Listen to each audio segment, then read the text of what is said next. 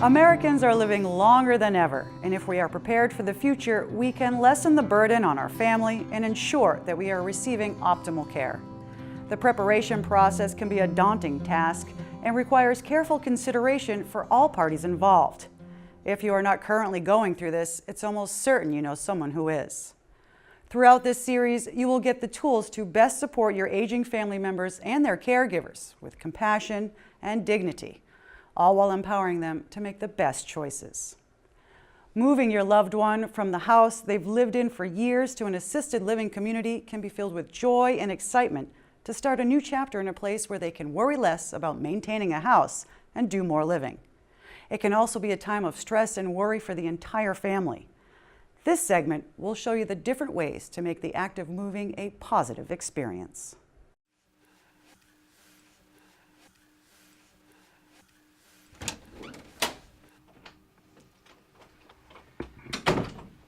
Well, hello, Susan and Jane. It's so nice to finally meet you. What can we do for you today? Well, Jack, my father fell and broke his hip about a year ago, and they've been back in their place for the last 9 months with a home health service, and Dad's doing pretty well, but he just isn't up to the physical care and maintenance of the house anymore. Well, that's true, and I really don't want to drive us around anymore. You know, my eyes aren't what they used to be, and I'm sick of your father complaining about my driving. It's just that I don't want to feel like we're moving into the old age home. Well, you know, I hear this kind of a thing all the time, and quite frankly, what you're thinking about as an old age home is something that might have existed 20 or 30 years ago. But today things are a lot different, okay? Our community, for example, has so much more to offer, okay? It's a very action-oriented community. It's an independent community. We've got drivers. You mentioned driving. We can accommodate that. We've got cars and drivers during the week that will shuttle you around town.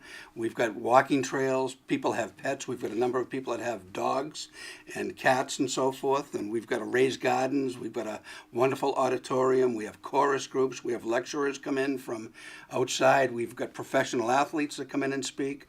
We've got a wonderful library.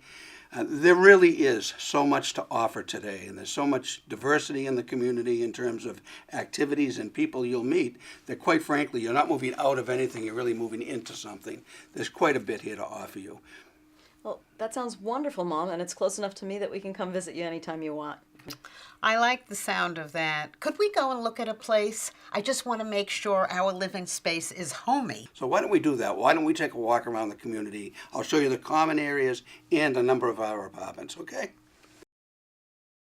First of all, I want to thank you for having me to your beautiful home. I know some of the logistics of selling the family home can be overwhelming, but I want you to know I'm here every step of the way, and I will never force you to make any decisions you're not comfortable with. That sounds nice. The thing that I'm most overwhelmed by is what to take to the new apartment and what to leave behind.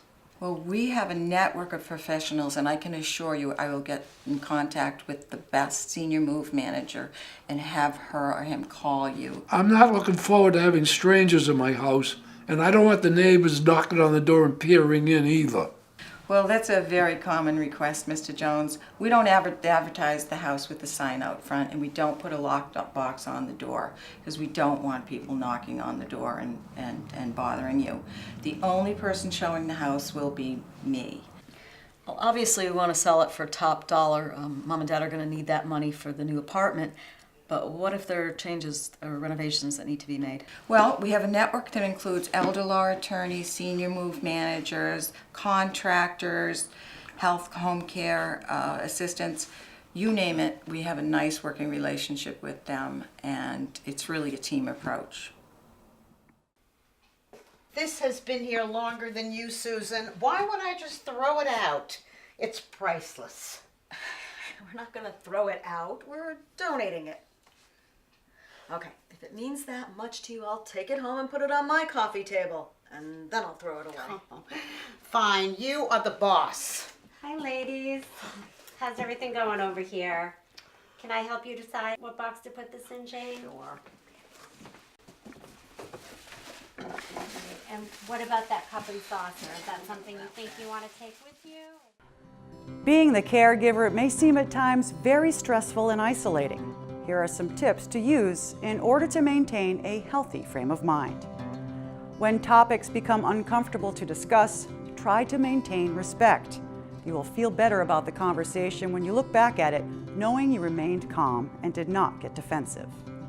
If you're having a hard time getting your point across, try to remind your loved ones how much you care for them. Try divvying up some of the workload. Let organized people handle gathering paperwork, while more technology-savvy people look up information and tips online. Play to each other's strengths. Make sure that you take time for yourself and breathe. Tell friends or other family members what's going on and have a shoulder to lean on if things start to feel overwhelming. Take pride in the wins whenever they come. Every victory is a chance for celebration and helps lift spirits. Be sensitive to your parent or spouse's dilemma. Allow them the chance to breathe and make mistakes, especially when topics like depression, anxiety, or confusion come into play. Remember, not every person is in touch with their emotions.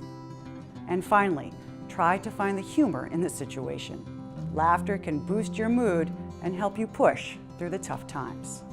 Once your family has found the right care facility that they feel meets their needs and makes them feel comfortable, utilize the expertise of their staff to guide you on contacting a senior real estate specialist or senior move manager.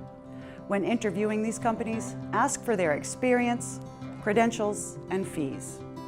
Carefully review contracts and beware of limitations and care plans.